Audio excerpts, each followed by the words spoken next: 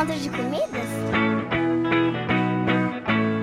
É um modismo, mas eu não acredito que termine a curto prazo. Pois é, mas esse modismo não é tão recente, não. Tudo começou nos Estados Unidos por volta de 1860, quando um fazendeiro adaptou um caminhão militar para servir refeições a cowboys que viajavam por longas distâncias. De lá para cá, surgiram outras formas de alimentação itinerante, como os carrinhos de churros, pipoca e cachorro-quente. Mesmo que comida de rua não seja novidade, os food trucks acabaram trazendo inovações para o comércio ambulante. Aqui no Brasil, a gente trouxe a partir de 2014, isso por modelo, às vezes, inclusive, da recessão de alguns chefes que vê a oportunidade de ter seu negócio com investimento menor. A ideia mesmo veio de viagens que a gente fez para os Estados Unidos e aí a gente achou interessante, porque que a gente pode levar isso para o Brasil.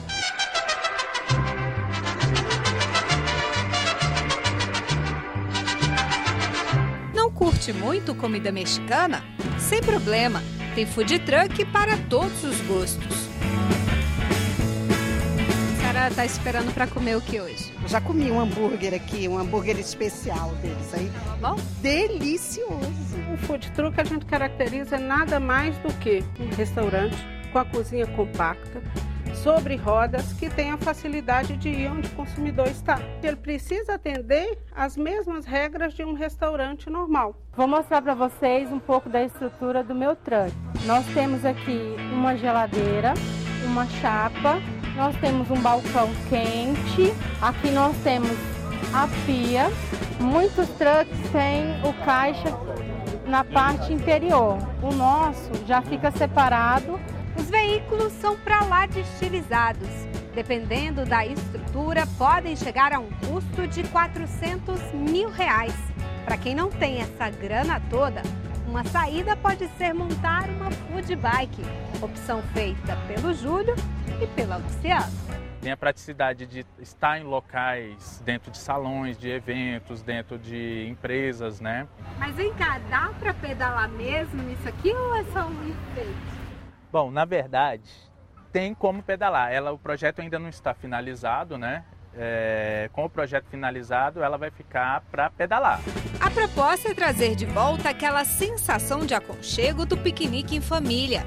Com R$15 mil já dá para montar um negócio como esse. Os pães de queijo a gente assa aqui na hora. E aí as sobremesas a gente faz em casa e traz. Tem o café que a gente tira na hora também. A questão da food bike e café são lanches rápidos, né? E a criatividade não para por aí. O dono desse espaço diz que não é trailer e nem food truck, é um container.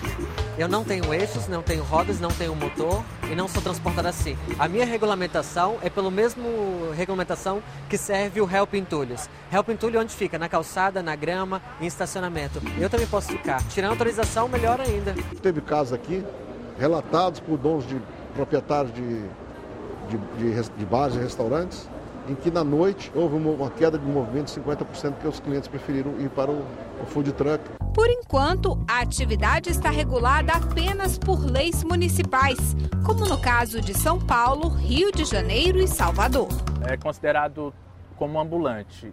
O ambulante ele só pode trabalhar sobre autorização da Secretaria das Cidades, em alguns pontos, geralmente em eventos. Na capital do país, a discussão está na Câmara Legislativa, uma iniciativa dos próprios donos de restaurantes.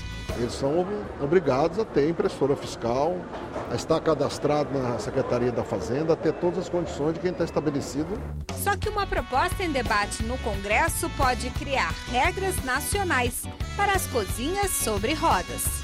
Eu acredito sim que regularizando melhore. Várias questões têm que ser regulamentadas sim, principalmente questões relacionadas à higiene. Enquanto isso, meu alvará realmente é mostrar minha limpeza e os documentos que eu tenho do caminhão e tudo funcionando e tudo corretamente. Eu amo o que eu faço, então se eu vender um calzone, eu vendi 100, minha felicidade, igual que eles acreditam, é o mesmo. Bom apetite. Obrigada. Muito bom. E aí, tá servido? Uber, Airbnb, Netflix, WhatsApp, food trucks. São muitas as novidades, mas afinal, quem deve regulamentar esse tipo de serviço? O Congresso, as assembleias estaduais ou as câmaras municipais? Esse é o destaque da nossa entrevista.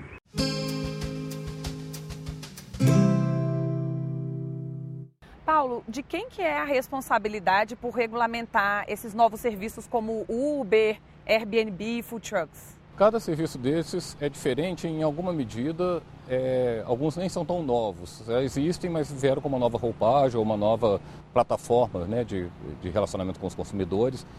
Então, bom, começando pelo Uber, existe uma responsabilidade concorrente entre a União e o município. A União, que é responsável a lei de mobilidade urbana, é uma lei federal, né, vale para todos os municípios e tudo, que estabelece os princípios gerais. Então, essa própria lei já diz, mas ainda parece que não é tão claro, por exemplo, que o serviço de táxi pode ser, está acessível a qualquer pessoa que preencha os pré-requisitos. E quais são os pré-requisitos? Esses são definidos pelo município. O município que define, por exemplo, o táxi, por exemplo, questões de segurança, idade da frota, eventualmente tamanho do carro, tamanho mínimo do carro, ou requisitos de higiene, essas coisas. Isso são coisas definidas tipicamente em nível local. Em relação ao Airbnb, na verdade é um site que é uma plataforma que não faz nada de diferente do que os antigos pequenos anúncios fazem. Tem uma vaga aqui para alugar, tem uma casa na praia, estou alugando, né? Só que ele conecta muito mais pessoas, a informação flui de uma forma muito melhor e tem milhões de coisas. Mas, na essência, é um site de pequenos anúncios imobiliários, né, de aluguéis para temporada. Aí, novamente, entra a questão, quem que regulamenta isso?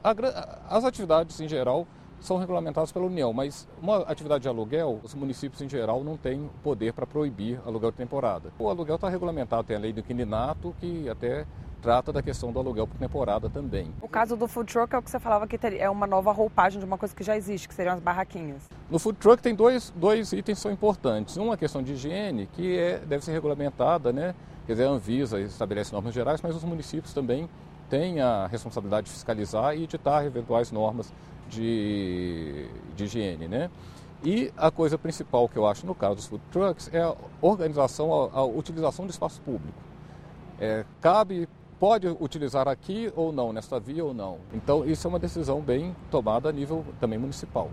Quer dizer, coincidentemente, essas três atividades, eu acho que as diretrizes são determinadas em nível federal e as especificidades em nível municipal. Eu acredito que haja pouca coisa a ser relacionada em nível estadual. Isso é uma coisa natural, Paulo? Quando surgem novos serviços ou quando eles começam a ficar mais conhecidos, existe essa dificuldade em saber quem regulamenta o quê e até que ponto, que tipo de serviço é aquele? Sim, isso é normal, até caracterizar. Às vezes, definir a atividade não é tão difícil, né? Mas, às vezes, saber exatamente quem vai tributar, se vai ser município, estado ou união, muitas vezes a própria Constituição já define de forma bem clara qual imposto é de quem. Mas a briga pode ser não exatamente o nível da federação que vai tributar, mas qual o ente específico, quer dizer, vai ser o município A, B ou C. É onde ocorre o serviço, é onde está situada a empresa, né? No caso do Uber, por exemplo, surgiu muito essa disputa ou essa indefinição de conceito. É um transporte público de passageiro, é um transporte privado, e aí haveria uma diferença. Esse conceito é importante para resolver a questão tributária? Para tributar, eu acho que nem tanto. E, de fato, tem uma lei que fala, a lei do táxi, que fala que eles têm a prerrogativa para exercer o transporte público individual de passageiros, serviço de táxi. Então, daí você fala que é um transporte privado, os uberistas não estariam invadindo a competência, as prerrogativas, ou até, eu chamaria melhor, até os privilégios que os taxistas possuem, sabe? Mas aí não é tanto uma questão tributária, é mais uma questão de legalização mesmo. E os municípios podem ganhar financeiramente com esses novos serviços? Seja com uma taxa para liberar o serviço, imposto? Claramente, né? Eles podem ganhar com taxas, podem ganhar com atratividade, quer dizer... Então, se você aumenta a concorrência, mesmo que não pague taxa ao se hospedar num apartamento temporada, o turista vai gastar ali, vai consumir nos bares, né, movimentar a economia, ajudar a movimentar a economia. Ok, Paulo, obrigada pela entrevista. Nada, Mariana. Prazer.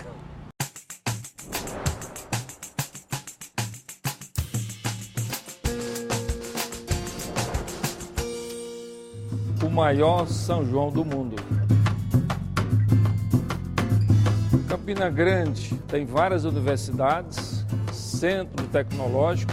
Além disso, é o maior centro de desenvolvimento econômico da Paraíba. É uma cidade que tem mais de 400 mil habitantes, polariza uma área de 60 municípios com uma influência em aproximadamente 1.200.000 habitantes. Sem dúvida nenhuma, é uma cidade que encanta a todos nós e eu tenho uma profunda paixão e um profundo amor por Campina Grande, porque foi a cidade que me acolheu. Eu sou o senador Raimundo Lira, do PMDB, representando o estado da Paraíba. Ajude a gente a fazer o Município Brasil. Fala aí o que você acha do programa e o que gostaria de ver aqui. Nosso e-mail é tv@senado.leg.br. Quer ver seu município no quadro Sou Daqui, mano? Não tem erro. Você pode mandar por e-mail, postar no Instagram e no Facebook. Só não vai esquecer de colocar a hashtag Sou Daqui. Lembra do jogo da velha? Aquele símbolo lá. Manda aí, velho. Imagine só, você mora na capital do seu estado, mas se quiser ir para outra região do país, só pode viajar de carro por uma única rodovia. O problema é que essa estrada está há mais de 30 anos, sem manutenção. Muitas pontes ainda são de madeira, a maioria em condições precárias. É o que acontece com os moradores de Manaus, capital do Amazonas. No próximo encontro, a gente vai mostrar como anda a situação por lá. O programa de hoje está na internet. Anote aí, senado.leg.br/tv e youtube.com/TV Senado. E você também pode entrar em contato com a gente pelo WhatsApp. Nosso número é DDD 61 9966 1616. A gente se vê no próximo Município Brasil.